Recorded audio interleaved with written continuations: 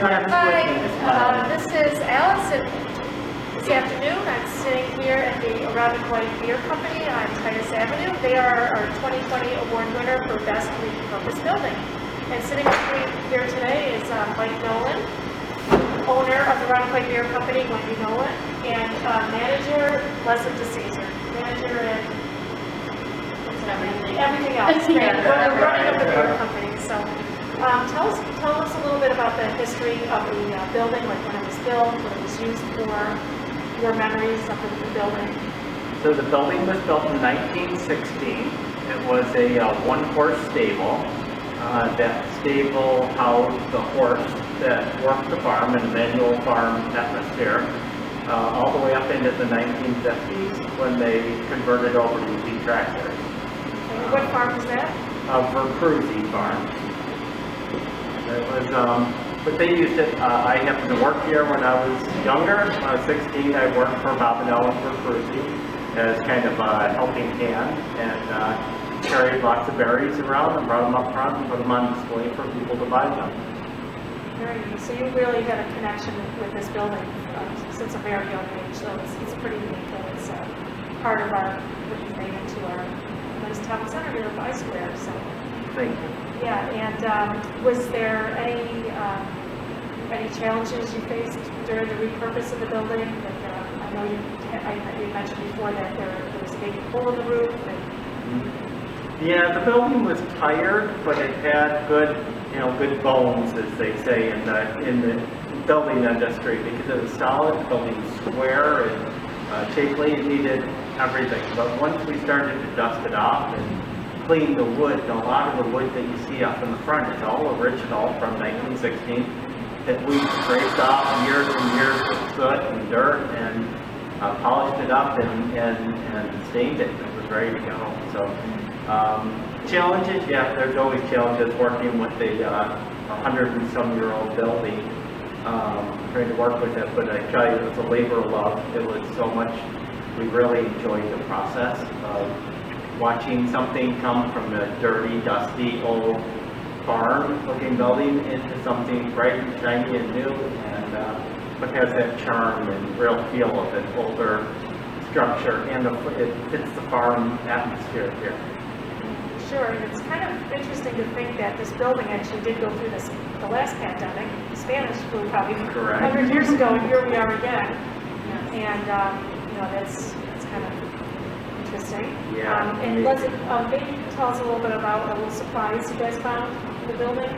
On the second floor, in the brick, somebody had carved an image of a person with potentially like a top hat, and then it was listed as 1916. So, we don't know if that means that's when it was built or what, but it was just really neat to see. So much so that we actually named one of the beers after that. We called it Hop Hat 1916. Okay. I was wondering where that came from. So, and obviously, you're not doing this yourself. I know just when you were designing the building, a lot of people's hands were in it, a lot of ideas. And maybe tell us a little bit about your brewmaster. Sure. Our brewmaster is Nate Kester. He is a local Irondequoit resident. He has been bringing beers and buying beers from I-Square since we opened the bar over there, and brought in a beer for me one day. My favorite style beer is a stout, and that was called Almond Milk Stout, and it was the best beer I've ever drank. And to think that he brewed it on a stove in his home in a very basic system, I could only imagine what he could do in a commercial system. It's done. Yeah, it's awesome. So another local Irondequoit connection is part of this building. And who developed your menu, or where did you get the idea for some unique items on the menu? Yes, what was really important to weave into the menu was working with other local establishments. So we work with Salon Sausage in the city. We also bring in, for our salty bread pizza, we work with Amazing Grains, which is in Fairport. We also use the Iron Smoke whiskey in our gravy for our poutine. So it was just trying to find, like, what's something different that we can offer people to go with the beer, to just kind of complement, but at the same time, you know, utilize all the wonderful establishments that are locally that do it so well, and let's just kind of piggyback on that. Yeah, definitely. And this time, as hard times ran, it's nice that we're able to help out other local businesses too. So I know one item on the menu is your collaboration with Eastridge Donuts, which is considered to be one of the best donut places, and you have a flight with donuts and beer. Do you know if that's the only one that exists in the country, maybe? Sure, let's say that, yes. Sure. And so, how many people do you fly for just at the There's about 30 people. here? Just Yes. here. Wow. And how have you been faring through the pandemic? Like, what modifications have you made, or how have you kept in business, kept strong? Well, it's been a challenge, to say the least. You know, every week, every month is different, but you just kind of have to roll with it. You have to be creative, find ways to bring people in and stay top of mind. You know, on a dime, we had to change our business model to just takeout. But the staff is amazing here, and they really have learned to roll with it and to, you know, just do their best. And, you know, when we were closed down, we thought of the idea of doing bingo, and we had Jim Thomas, who's also from Irondequoit. He came in. Yes, Yes, the French my kids on it. Yeah, he came in and he did bingo, and we just had a lot of fun with it, and we had up to about 1,000 people playing at one point.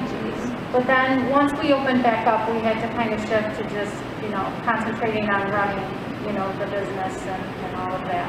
So it's been a challenge, but, you know, sometimes you step up to a challenge and you get stronger and better. That's great. So is there anyone else that you'd like to thank that really made this building possible, that were instrumental in, you know, making this repurposed for this beautiful building? It was important to have a collaboration between Irondequoit residents, and one of them is Diane Zagrin. She helped out with engineering and construction. She's been doing that since we started with the Imaginarium. And also Sean DeMayo, he's also a construction that has pretty much can do anything at I Square, the Imaginarium here, and now the apartments. Thank you very much for this award. We're very much honored to get it. Oh, you're welcome. Well deserved. Thank you.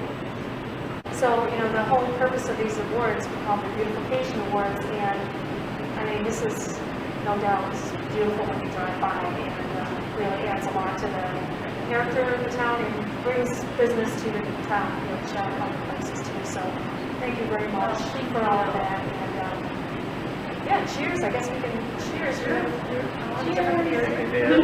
Yeah.